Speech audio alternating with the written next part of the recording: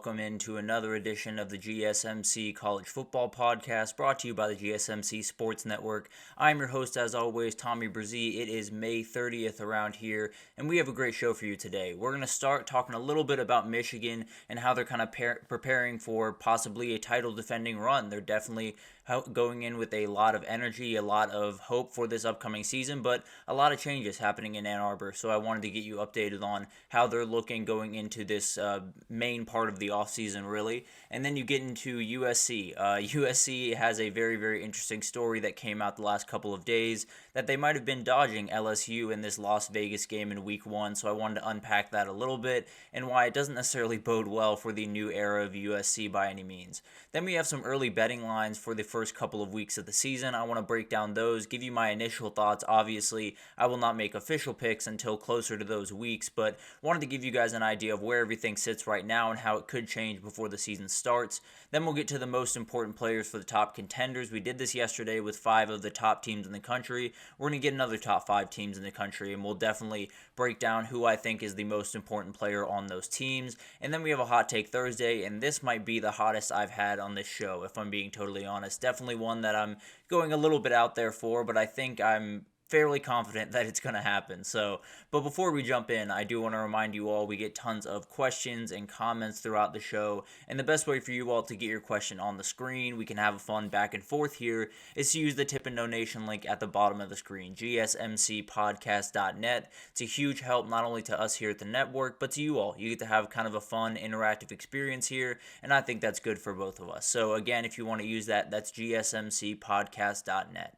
But let's jump right in, and let's talk about Michigan, because there's a ton going into this year for Michigan football. There's no two ways about that. Obviously, coming off a national title, there's going to be pressure on you, and with some new teams coming into the Big Ten, you're worried you might slip a little bit with Oregon coming in, Ohio State coming in. A lot of the talk has been around them, but Michigan is in a really interesting place. A lot of guys found their way out the door. Alex Orji will likely be their starting quarterback this upcoming year, and I kind of wanted to work from a perspective of, what if that guy is for real? What if that guy is able to elevate his game to a place where he can run this offense fairly efficiently? I think some of the things in the offense are better than they were a year ago. I think some things are worse. I think the offensive line has struggled a little bit, replacing a ton of guys on that front. And then you have, I think the running back room is actually better this year than it was a year ago. I think the wide receiver room is better this year than it was a year ago. The tight end room is incredible. So there's a lot of good pieces here for Michigan, is probably the best way to put this.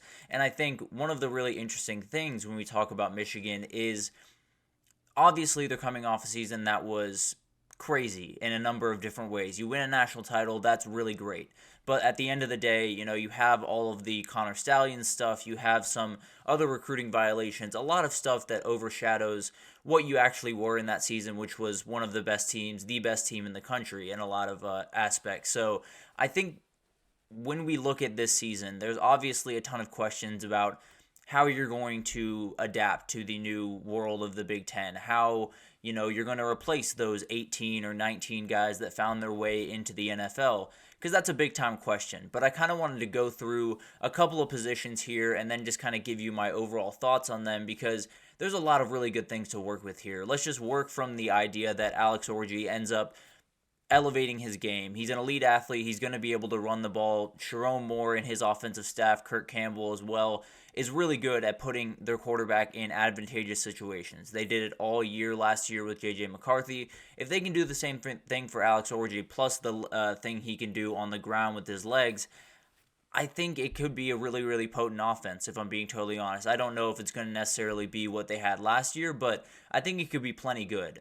So I have questions about Alex Orji. That's all well and good, but I just want to work from the idea that he's going to be solid and give you guys an idea of why the rest of this team is more than fine. The O-line is losing a ton of guys. There's no two ways about that. I believe every single starter, or at least major starter from a year ago, has found their way to the NFL, and that's just kind of the way of things. But you have a lot of guys stepping up into big-time positions. You have a lot of guys stepping up into starting positions, and you added Josh Prevey, who is a fantastic player from Northwestern, was one of the best O-linemen in all of the Big Ten a year ago. So definitely a huge addition there. I think when I look at Michigan and I look at Sharon Moore specifically, they've rarely had a bad offensive line. Now they've had offensive lines that weren't quite, weren't quite to the level that they would like, but they still had great offensive lines essentially since he showed up in Ann Arbor. And I expect this to be not the exact same. The running back room is absolutely elite. You have Donovan Edwards, you have Khalil Mullings. I think both those guys are going to be incredible. I've said it on here before. I think Donovan Edwards is a better running back one than Blake Corum was. So I think that's going to be a huge benefit to their team, especially with a running back or quarterback threat in the run game as well. The wide receivers are probably not necessarily where you want them to be if you're a Michigan fan, but with Tyler Morris, with Samaj Morgan, with some of the other guys they have around there, I think they'll be okay there, especially with some of the offensive, sets that they run. It's not necessarily, the most pass-heavy, aggressive offense in the world, and also having Colston Loveland being one of, if not the best tight end in the entire country, that helps out a lot as well in the pass game. No two ways about that, especially with the quarterback that might not be quite as comfortable making those big-time throws. When you have a 6'7" guy that can run down the middle of the field, it makes it a little bit easier. And then you go to the defensive side of the ball, and it's outright elite. There's no two questions about that. They have a great, probably the best interior defensive line in the entire country. Mason Graham is a top 5 player in the country, pretty much however you cut it. And then Kenneth Grant is going to be incredible this year, I think, especially because there's going to be a lot of doubles going towards Mason Graham, and that means Kenneth Grant is going to be one-on-one with someone, and I don't think you want that guy one-on-one with a lot of people. So it's going to be fascinating to watch that duo work. The edge rushing did take a little bit of a hit, lost Braden McGregor, lost Jalen Harrell, but I think Rayshon Benny is going to be a guy that really, really steps up into a big-time role. Josiah Stewart is another incredible player for them, so I'm not necessarily super worried about that. I think they can replace, and maybe even more than replace, the two guys that left at that position. The linebacker one got the biggest boost of the offseason, in my opinion. Jayshawn Barham absolutely is huge from Maryland. He's definitely someone that will fill kind of the junior Colson void in the middle of that defense, be maybe the green dot guy for this team, so that'll be huge. And the back end is really where the story is. It starts with Will Johnson, obviously. He is the guy that makes the engine go.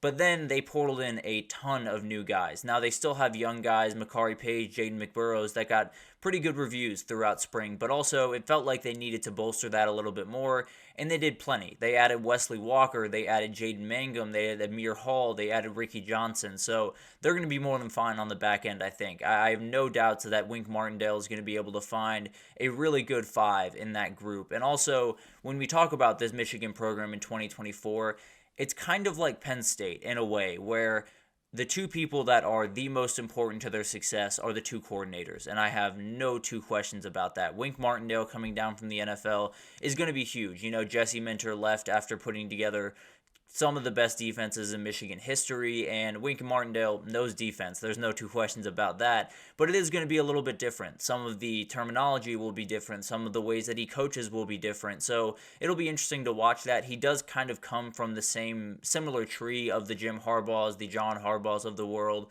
but, there will be ers and ahs here that the players have to get used to for sure. And then Kirk Campbell taking over for Sharon Moore as he moved on to kind of the GM head coaching role. Definitely a guy that I feel really confident in. I think he's been there for quite some time. Sharon Moore is right there with him whenever he needs a little bit of assistance preparing for things. So I'm not necessarily super worried about that fit. Wink Martindale is the one that I'm watching a little bit closer because you have plenty to work with on that defense, but there are some, structural problems that could occur that could make them lose the Ohio State games or the big-time games that you want to be winning, obviously.